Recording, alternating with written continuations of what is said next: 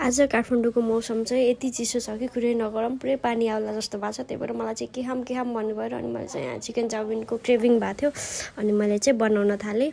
इन्ग्रिडियन्टहरू चाहिँ मैले देखाइरहेको छु। यहाँ चाहिँ यो सबै काटेर भेजिसहरू चाहिँ काटेर जे छ सबै आफूले काटेर रेडी गराउने। अनि चिकन चाहिँ मैले हल्का के अरे मसलाहरू हालेर अनि त्यसपछि म्यारिनेट गरेको थिएँ अनि त्यसलाई फ्राई गर्थेँ। अनि त्यो निकालेर चाहिँ यता चाहिँ चाउमिन पनि बोइल गरिसकेको थिएँ अनि त्यो चिकन फ्राई गरेको कराई भएर चाहिँ त्यस्तो देखिरहेको। अनि त्यसमा चाहिँ मैले अदुवा र लसुन काटेको राखेँ अनि प्याज राखेँ अनि हरियो खुर्सानी पनि राखेँ अनि त्यसलाई चाहिँ मजाले चलाउने।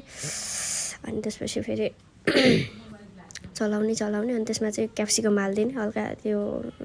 हल्का पाकेपछि धेरै ओभर कुक हुन पनि त हुन्न नि त। अनि हल्का पाकेपछि त्यसमा चाहिँ गाजर अनि त्यसपछि फेरि यो बन्दा अनि क्याप्सिकमहरू राखेर चाहिँ मजाले चलाउने। अनि चाहिँ मैले बन्दा चाहिँ थोरै भयो कि भनेर अझै काटेर राखिदिएँ, किनकि भेजिसहरू जति धेरै भयो त्यति मिठो हुन्छ नि त।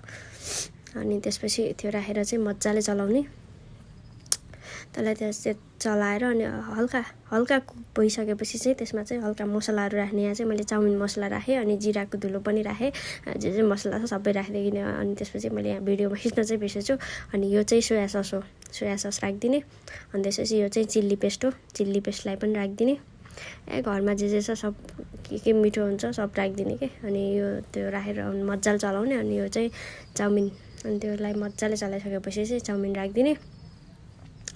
अनि यो चाउमिनलाई पनि मजाले चलाउने। जति चलायो त्यति मिठो हुन्छ क्या चाउमिन, फेरि जति मसला लाग्यो त्यति मिठो हुन्छ नि त। अनि त्यसपछि यसलाई चाहिँ मजाले चलाउने। अनि मजाले चलाइसकेपछि लास्टमा चाहिँ यो चिकन अघि फ्राई गरेर राखेको चिकन राखिदिने। अनि चिकन राखेर पनि यसलाई चाहिँ मजाले चलाउने होइन। अनि मजाले चलाइसकेपछि चाहिँ हाम्रो यो तातो चिकन चाउमिन रेडी हुन्छ। अनि मैले यसलाई खाएँ, कस्तो मिठो भएको थियो। Thank you, by.